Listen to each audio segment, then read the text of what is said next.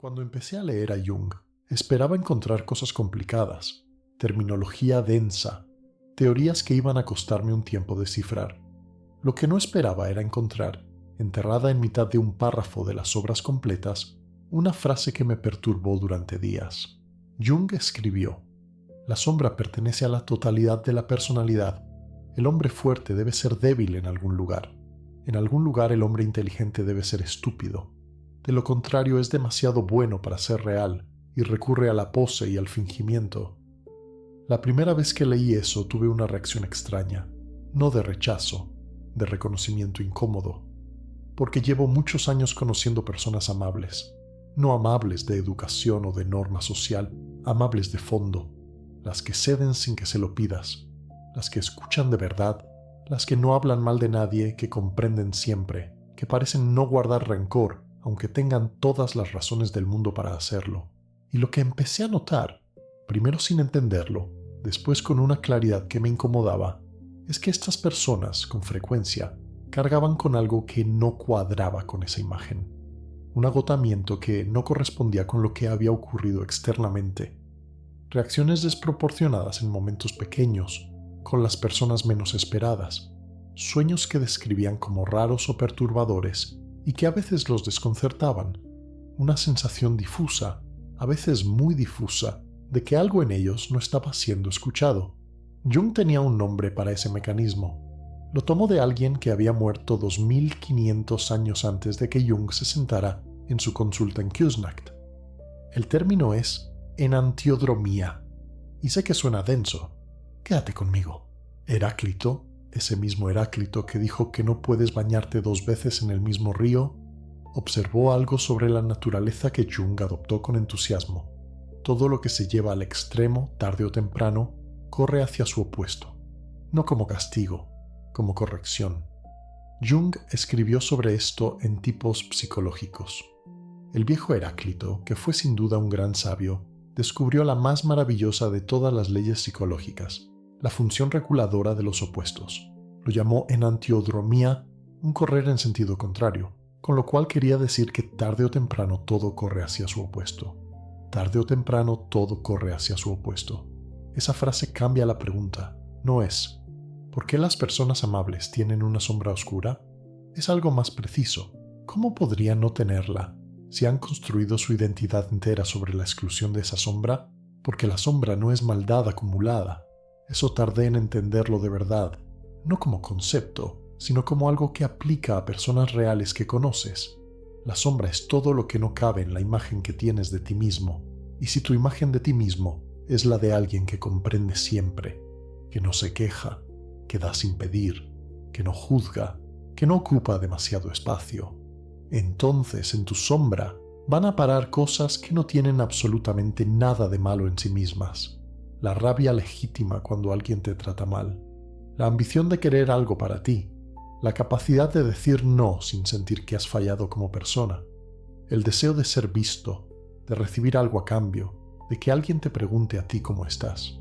Esas cosas no son oscuridad, son humanas, son parte de una personalidad completa, pero si no caben en la imagen que has construido de ti mismo, si llevan años siendo sistemáticamente excluidas de la versión de ti que presentas al mundo, van a otro lado.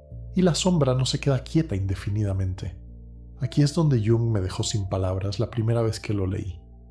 El mecanismo de compensación, lo que Jung llamaba la función reguladora de la psique, opera de forma continua y completamente fuera de tu control consciente. No tienes que hacer nada para que ocurra. Ocurre solo, exactamente como el río de Heráclito busca su nivel. Cuando construyes una identidad que excluye sistemáticamente ciertos elementos, la psique los va a colocar en algún lugar, y ese lugar es la sombra, y la sombra, con el tiempo, con la energía que va acumulando, busca salida. No por los canales habituales, esos están cerrados por la persona, sale por los laterales. Sale de noche, en sueños que no tienen el tono que esperarías de una persona tranquila. Sale en reacciones desproporcionadas con las personas más cercanas, con las que estás más seguro, con las que la persona baja la guardia. Sale en ese agotamiento profundo sin causa aparente. Sale en momentos de soledad que de repente se vuelven muy difíciles de sostener. Hay algo que descubrí leyendo a Jung que tardé bastante tiempo en poder decirme a mí mismo. Yo me creía una persona sin rabia. No lo decía con orgullo exactamente, o quizás sí, un poco. 17 años en el centro, con familias en crisis, con situaciones que habrían roto a cualquiera, y yo siempre sereno, siempre disponible, siempre con la perspectiva del otro. Los compañeros lo decían, Andrés nunca se altera, y lo escuchaba como si fuera un elogio, porque lo creía. Lo que ninguno de los dos sabíamos, ni ellos ni yo, es que la rabia estaba ahí, que llevaba años yendo a algún sitio donde yo no tenía acceso. El momento en que lo entendí no fue en la consulta de nadie, ni leyendo un libro a las 2 de la mañana. Fue en uno de esos paseos por el Pisuerga que empecé durante la baja. Me senté en un banco, con el río delante y sin ningún sitio a donde llegar, y me pregunté algo que hacía mucho tiempo no me preguntaba. ¿Qué quiero yo? No el usuario, no la familia, no el caso que había que resolver. ¿Qué quiero yo? Y no tenía respuesta. No la tenía. Llevaba años sin saberlo. Eso no era fortaleza, era mi sombra, que había estado creciendo en silencio mientras yo seguía siendo la persona que nunca se altera. Jung lo describió de una forma que todavía me impacta cuando lo releo. Escribió en tipos psicológicos que cuanta más energía psíquica se carga en un polo, cuanto más totalmente te identificas con la amabilidad, con la calma, con el yo nunca me enfado, más inevitablemente la energía va a empezar a acumularse en el polo opuesto. No porque seas una mala persona, sino porque eres una persona, con una psique que siempre intenta recuperar su totalidad. Aunque tú no lo hayas pedido, la enantiodromía no es un castigo, es la psique intentando completarte. Y aquí está la paradoja que a mí me cambió algo importante.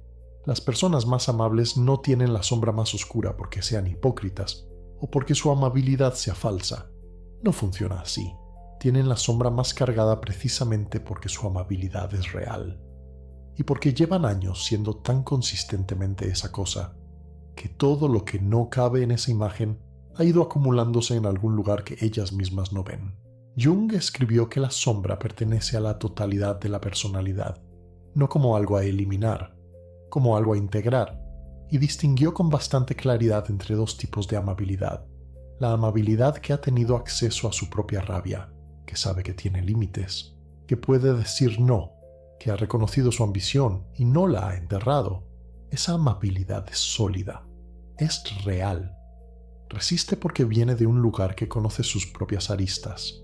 Y la amabilidad que se construyó sobre una exclusión, sobre el exilio de todo lo que no encajaba, esa amabilidad está sostenida sobre algo que la psique tarde o temprano va a intentar recuperar. No porque la persona sea débil, sino porque la psique es, en términos de Jung, irreductiblemente inclinada hacia la totalidad.